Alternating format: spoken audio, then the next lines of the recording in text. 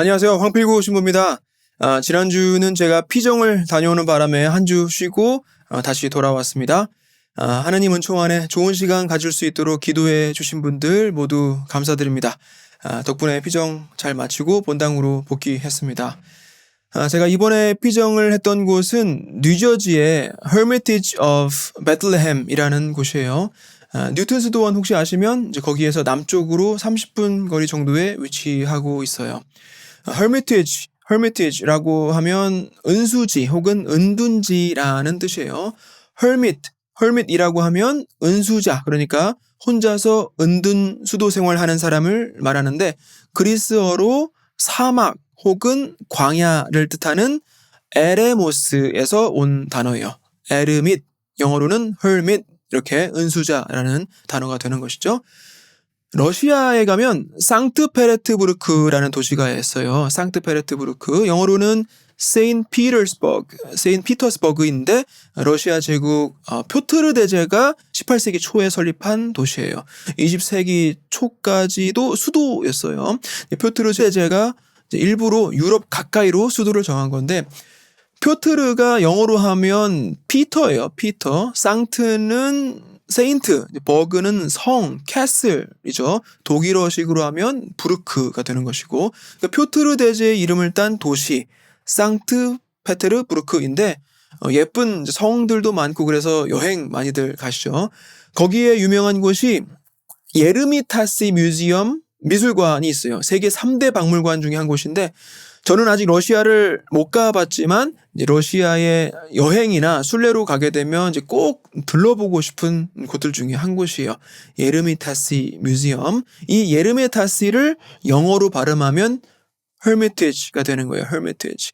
18세기에 대제라고 불리우는 예카테리나 2세 때 일종의 별궁이라고 보면 될 것 같아요. 좀 이렇게 본궁하고는 좀 떨어져 있는 곳이다라고 해서 Hermitage라고 불렀는데 그게 지금의 예르미타시 미술관이 된 거예요.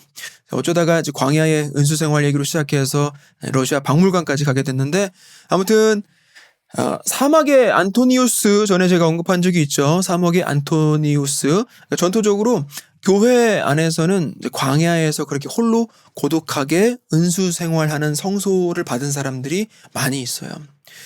비신앙인들은 절대로 이해할 수 없겠지만 세상에서 말하는 가치들을 전부 포기하고 온전하게 스스로를 하나님께 봉헌함으로써 영적인 또 육적인 욕심을 정말 바닥까지 내놓은 삶을 사는 그런 성소인 거예요.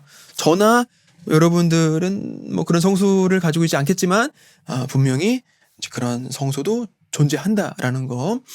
그래서 여기 뉴저지의 숲속 어딘가에도 뭐 그 옛날에 진짜 사막이나 동굴이 있는 건 아니지만 이제 이렇게 나름 은수지가 있고 은수 생활하시는 수도자들도 이제 계신데 거기에 이제 게스트들을 위해서 마련된 공간들도 있더라고요.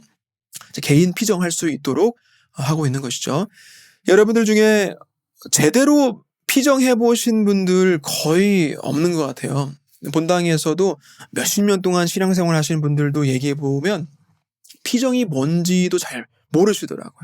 피정을 해본 적도 없고 누가 가르쳐 준 적도 없는 거예요. 그러면서 피정이라는 단어를 아무데나 막 쓰시기도 하더라고요.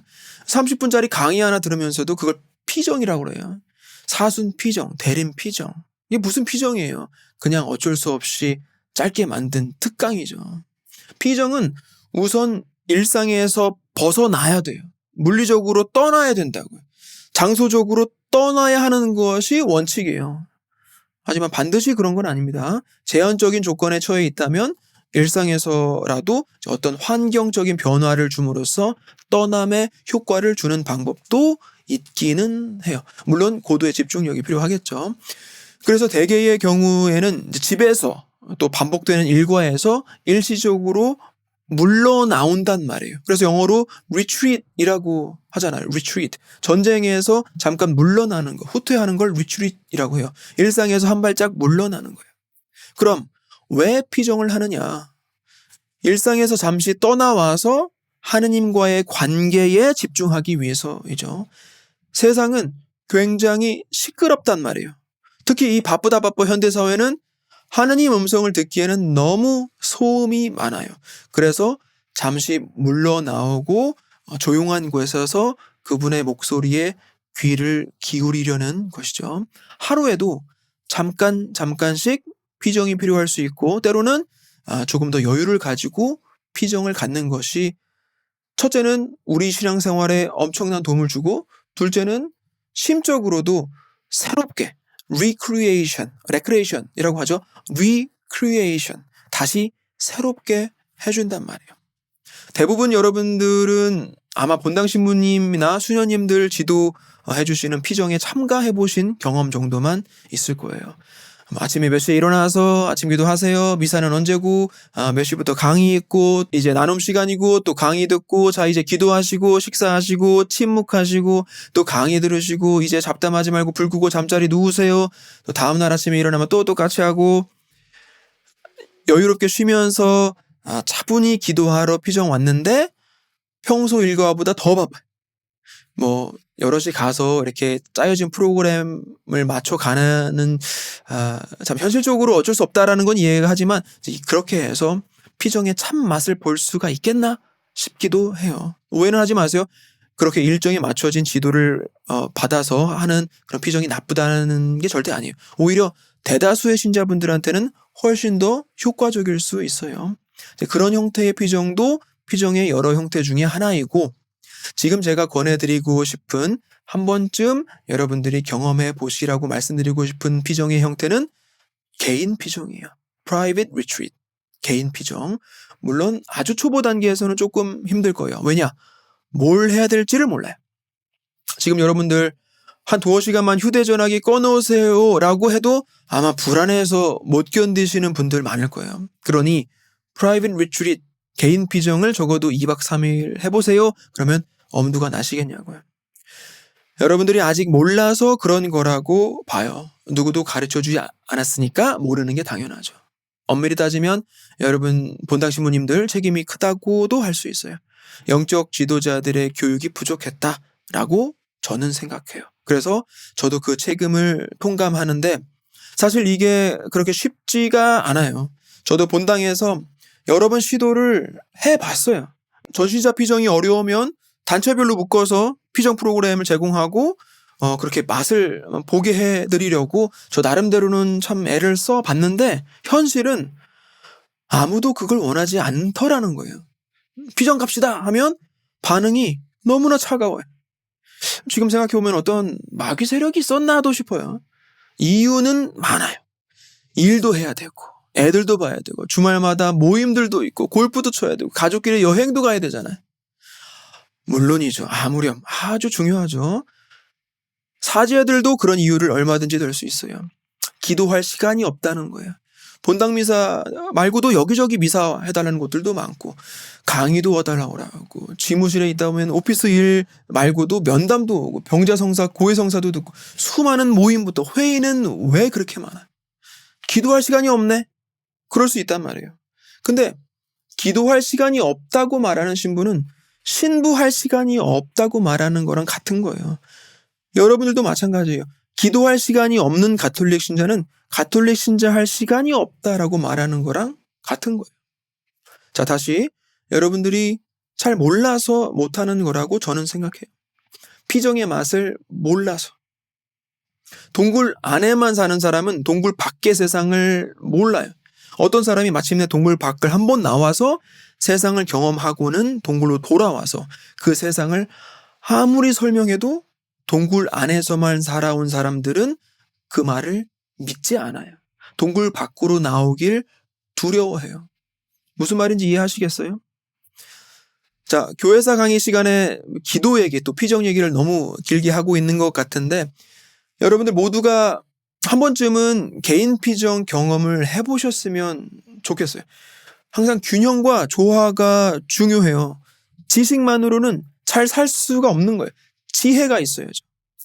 기도하지 않으면서 봉사활동에만 목숨을 건다든지 아니면 기도만 하고 아무런 활동, 친교가 없다든지 한다면 반쪽짜리 신앙생활을 하고 있는 거예요. 머리로 하는 공부와 마음으로 하는 기도가 늘 병행이 돼야 한다는 거 잊지 마시기 바랍니다. 제가 이번에 피정 다녀온 곳 말고도 근처에 피정의 집들 많아요. 한국에도 정말 많죠. 어디든 좋아요. 전화해서 며칠 예약해서 가시면 돼요. 가서 뭘 해야 될지 모르겠다 싶으면 본당 신부님, 수녀님께 여쭤보세요. 지금 제가 또 다 얘기하기는 기니까 나중에 저한테도 말씀하셔도 돼요. 제가 천천히 설명해 드릴 수 있어요. 우리가 신앙생활 하면서 한 단계 또 성숙해지기 위해서는 우리 감각을 잘 이용하면 좋겠다라고 말씀드렸죠. 하나님께서 우리를 위해 마련하신 선물들이 지천에 널려 있다고요. 피정도 마찬가지. 교회 전통이에요. 자, 오늘 인사말이 너무 길었는데 아무튼 중요한 건 우리 삶 속에서 하느님을 발견하고 그분 음성을 들으려는 우리 자세가 활짝 열려 있어야 한다는 거 꼭 말씀드리고 싶고, 우리 이 교회사 강의는 역사 속에 인류와 함께 해오시는 하느님을 만나기 위함이다 라는 거 다시 한번 상기하면서 오늘 강의 시작하도록 하겠습니다. 지난 시간에는 서로마 제국의 멸망 직후에 서유럽 중세가 시작되는 과정을 살펴봤어요. 중세 시작 시기에 서로마는 어떻게 됐는지, 동고트 왕국은 어떻게 됐는지, 그리고 프랑크 왕국은 어떻게 생겨났는지 알아봤었죠. 서로마 말기에 꼭두각시 황제들, 그중에 마지막 황제인 로물루스 아우구스투스를 끌어내리고 오도아케르라는 인물이 이탈리아 땅을 차지해서 나름 잘 다스리고 있었는데 동고트의 왕 테오도리크한테 결국 깨졌죠. 동고트는 동로마 황제랑 군사 동맹 관계를 맺고 제국 영토 내에 살고 있었는데 황제의 명을 받아서 오도아케르를 무찌르고 이탈리아까지 점령하게 된 거였어요. 그러는 한편 서유럽에서 세력을 다져가던 프랑크 왕국이 있었는데 초대 왕 메로빙거 왕조의 클로비스라는 인물이 중요하다고 했어요. 중세의 시작을 알린 인물이다라는 평가를 받는데 가장 핵심적인 포인트는 클로비스가 세례를 받고 정통 가톨릭 신앙을 받아들였다라는 점이에요. 프랑크 왕국에 대해서는 이제 나중에 또 이어서 나가볼 텐데 오늘은 이제 동유럽 쪽으로 가볼 거예요. 중세 초기에 동로마 제국에서는 어떤 일이 일어나고 있었는지 한번 살펴보도록 하겠습니다. 476년 서로마가 멸망하고 중세가 시작됐다라고 우리는 보고 있는데 서로마가 멸망한 이후에도 동로마는 여전히 로마의 찬란한 전통을 이어나가고 있었어요. 우리가 말하는 중세라는 개념이 정확히 얘기하자면 여기 동로마에는 해당이 안 되는 거예요. 그 부분은 다시 한번 인지를 하시면 좋겠고, 서유럽에서는 중세가 시작되면서 다소 복잡하고 빠른 변화가 계속해서 일어났었단 말이에요. 지도만 봐도 국경이 계속 바뀌죠. 그런 시기에 동로마는 황금기를 이룹니다. 바로 유스티니아누스 대제 때. 조금 이따가 얘기를 할 거예요. 먼저 동로마 제국의 시작과 끝을 알아야겠죠. 근데 동로마 제국의 시작을 언제로 볼 거냐는 여러 다른 주장들이 있어요.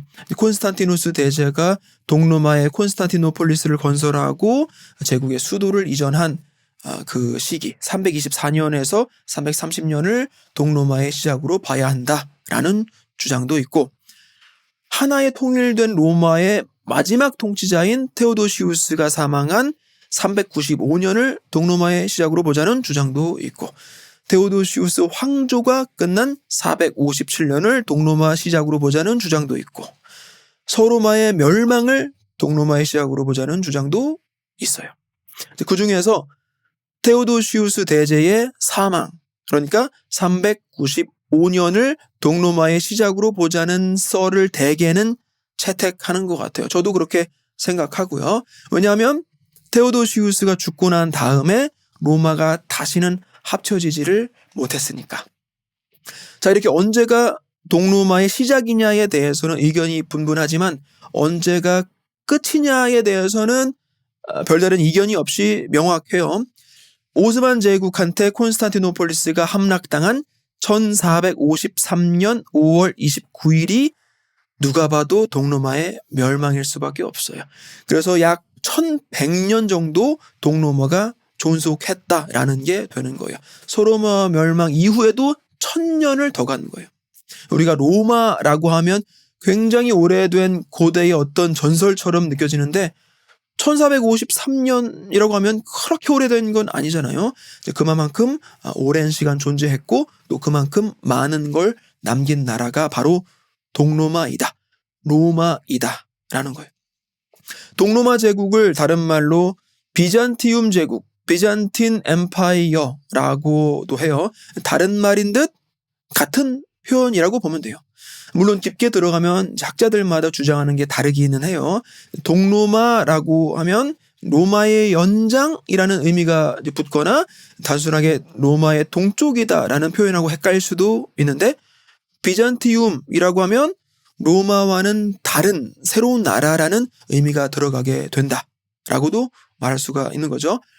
이제 이렇게 의미에 따라 용어적으로 구별해서 쓸 수도 있을 텐데 사실 만약에 그때로 돌아가서 그때 사람들한테 당신은 비잔틴 사람입니까? 라고 물으면 못 알아들을 거예요. 아니요, 나는 로마인이요 라고 할 거예요. 동로마인도 아니고 그냥 로마인, 나는 로마인이요. 당시 사람들은 스스로를 로마인이라고 불렀고 후세에 가서야 비잔티움 제국 혹은 비잔틴 엠파이어라고 불리우게 된 거예요. 뭐 어쨌든 지금 우리들한테 그렇게 중요한 부분은 아니니까 역사를 공부하는 사람들도 거의 또 혼용해서 쓰고 그래요.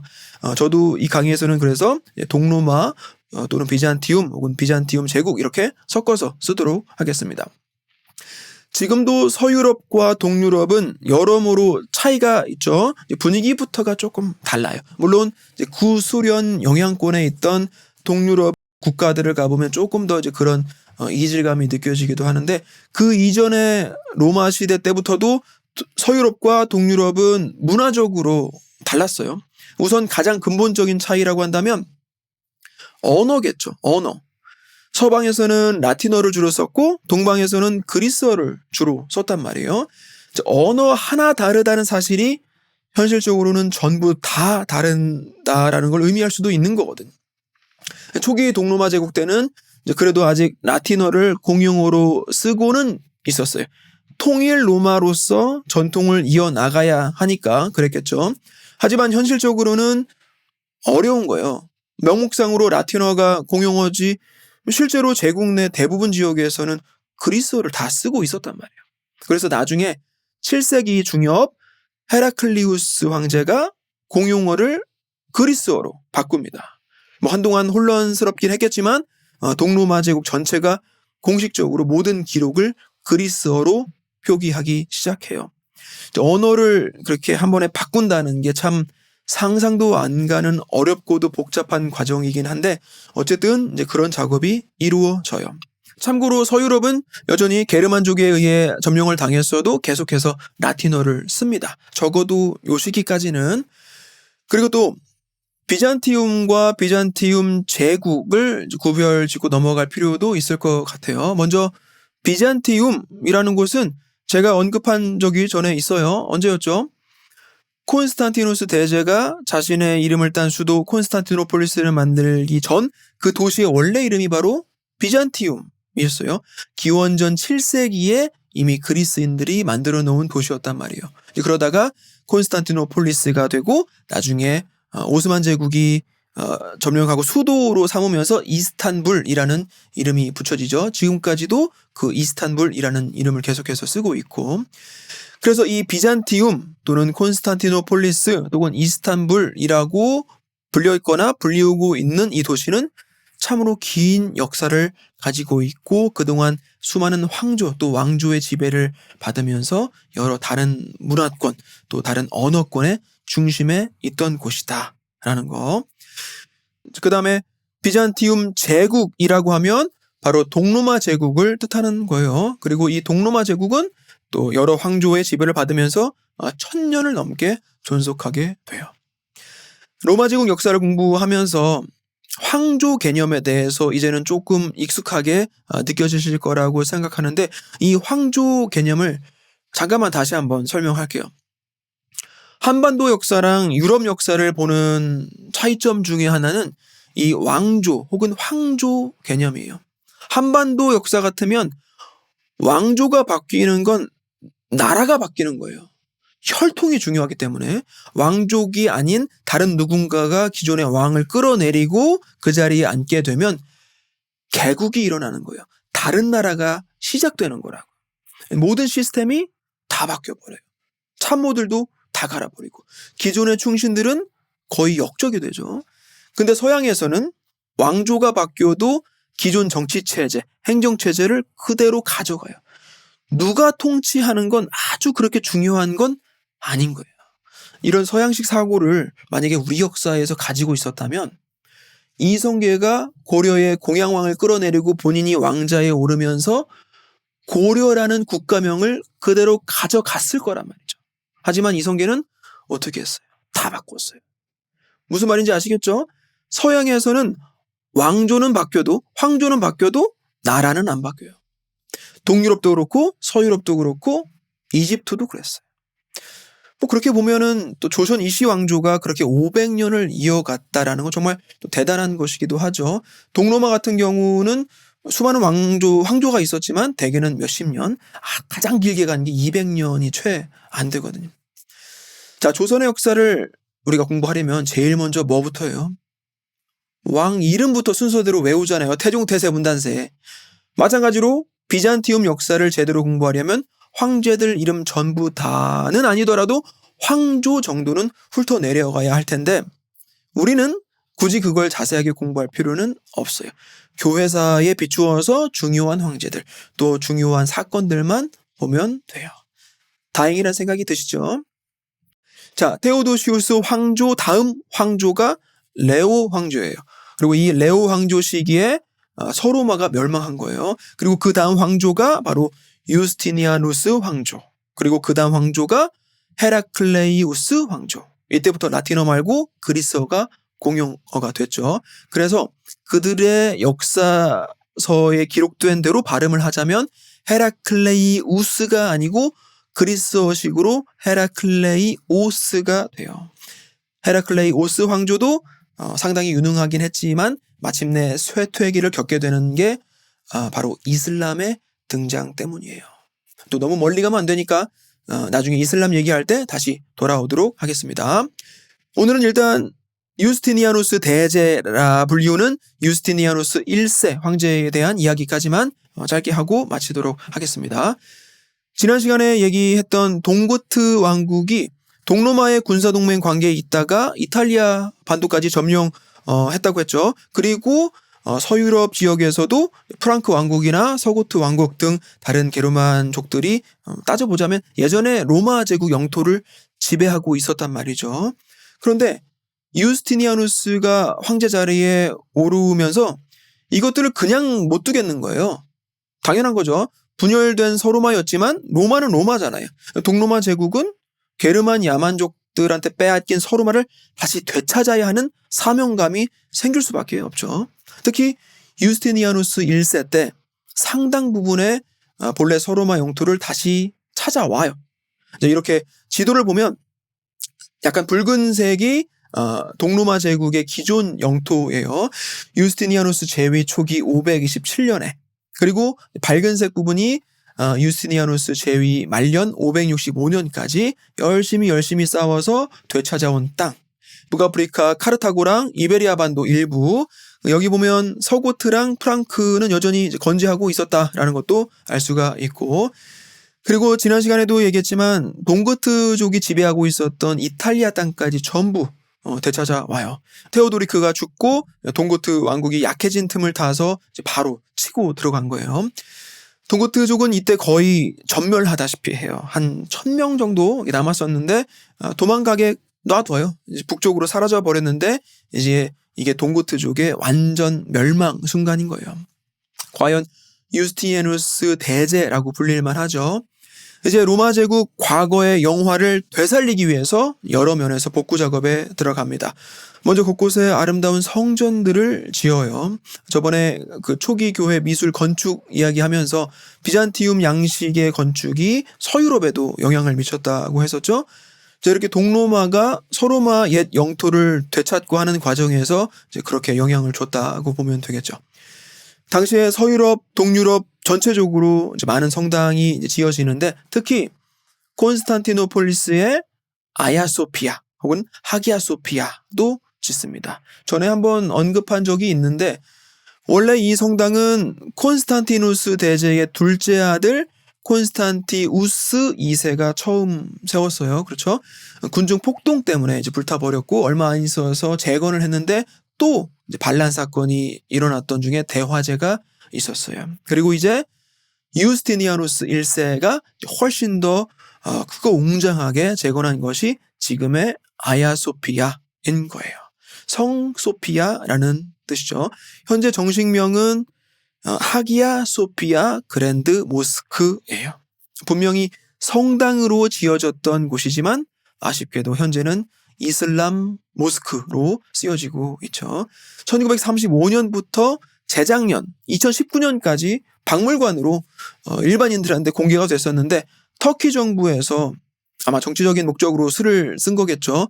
이슬람 신도들한테 지주 좀 받아보겠다 뭐 그런 건데 아쉽죠. 아직 저는 못 가봤는데 이제 와서 간다고 해도 예전 동로마 시대 때 유물들 막 벽화나 성화들은 못 본단 말이에요. 다 가려놨대요.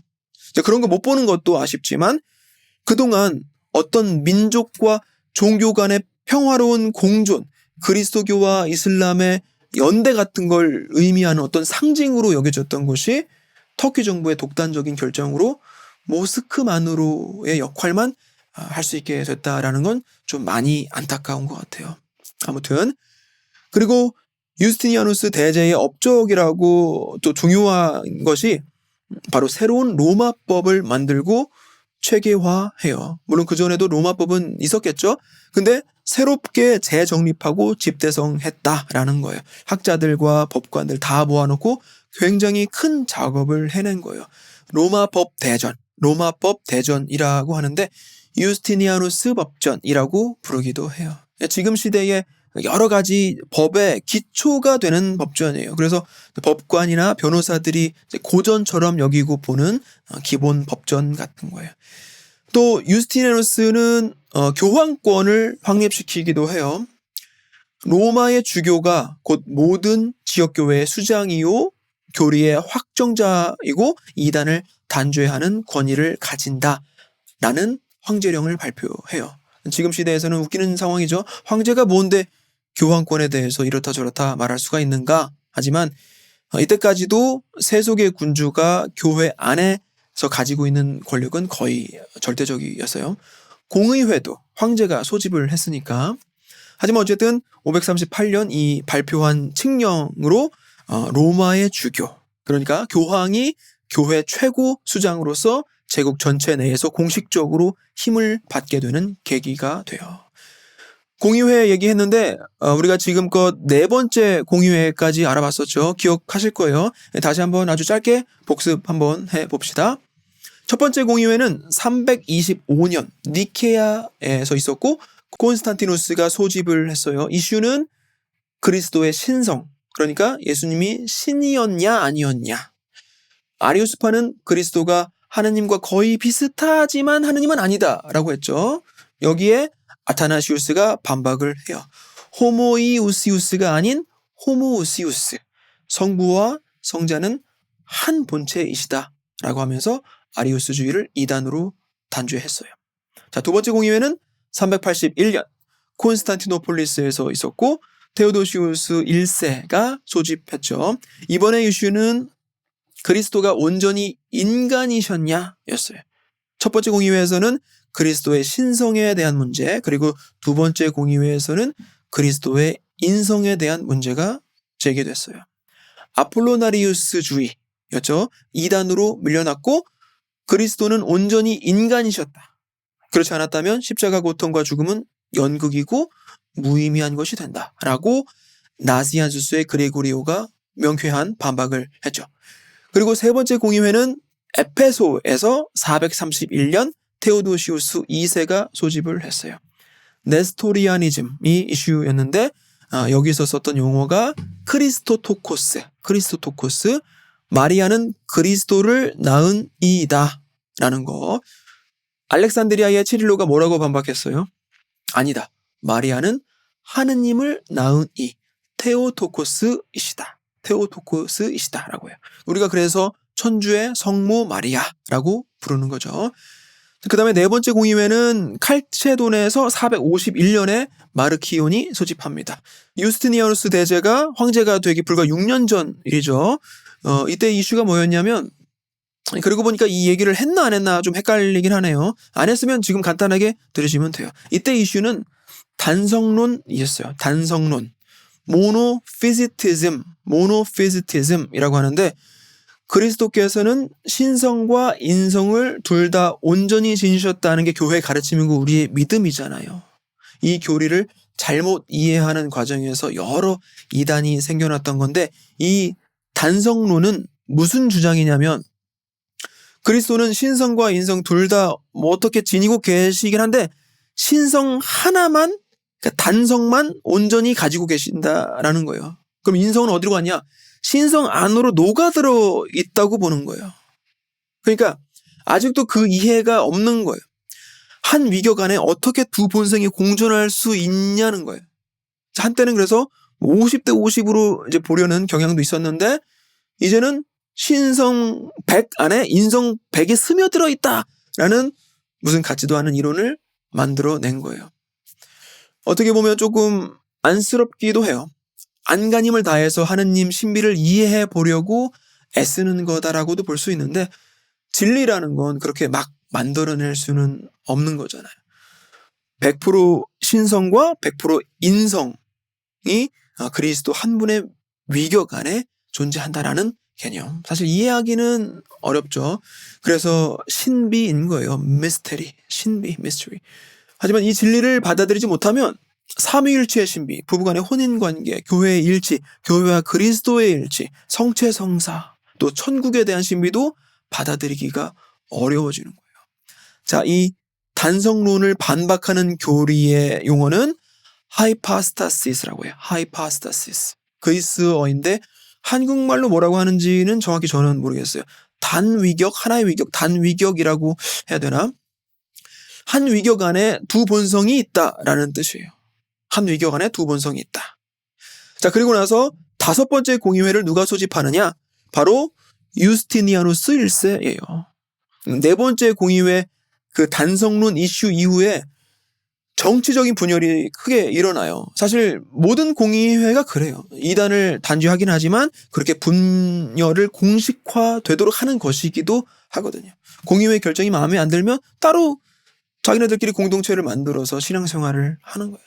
아무튼 칼체돈 공의회 정통파들하고 단성론 지지자들하고 사이가 너무 안 좋으니까 어떻게 좀 화해 좀 시켜보려고 다시 한번 콘스탄티노폴리스에서 거의 비슷한 이슈들로 공의회를 열었는데, 그러니까 제2차 콘스탄티노플 공의회가 되는 거죠. 하지만 결국 비슬리오 교황의 반박을 당해요. 다시 한번 하이파스테릭 유니언. 성자께서는 온전하게 두 본성을 가지고 계신다라고 재차 결론을 내려요. 유스티니아누스 1세는 어쨌든 과거 서로마의 영광을 되찾기 위해서 엄청난 싸움을 끊임없이 했고 또 아주 잘 해냈죠. 로마 법을 탄탄하게 재정비했고 아야소피아를 비롯한 여러 성전 건설을 지지해요. 교회와 신학에도 관심이 아주 많았는데 본인이 깊은 신학자는 아니니까, 그리고 정치적인 부분을 신경 쓰지 않을 수는 없었기 때문에 약간 어긋난 신학적인 견해 쪽에 있기는 했겠지만, 어쨌든 유스티니아누스 1세 때 동로마 제국, 그러니까 비잔티움 제국의 제1전성기를 지내게 됩니다. 유스티니아누스가 죽고 나서 동로마는 나락의 길을 걷게 돼요. 자, 오늘은 여기까지 동로마 비잔티움 제국의 황금기와 유스티니아누스 1세에 대해서 살펴봤습니다. 다음 시간에는 수도 공동체의 발달에 대해서 알아볼 거예요. 중세는 그야말로 그리스도교 신앙과 교회의 전성기라고 볼 수 있는데, 그렇게 유럽 전역에서 말씀과 진리가 선포되도록 중심 역할을 했던 이들은 바로 수도자들이었어요. 수도자들. 그래서 이 수도원 제도가 어떻게 발달되고 교회 안팎으로 어떤 역할을 했는지 이야기해 보도록 하겠습니다. 한 주간도 건강하시고 다음 시간에 뵙겠습니다. 고맙습니다.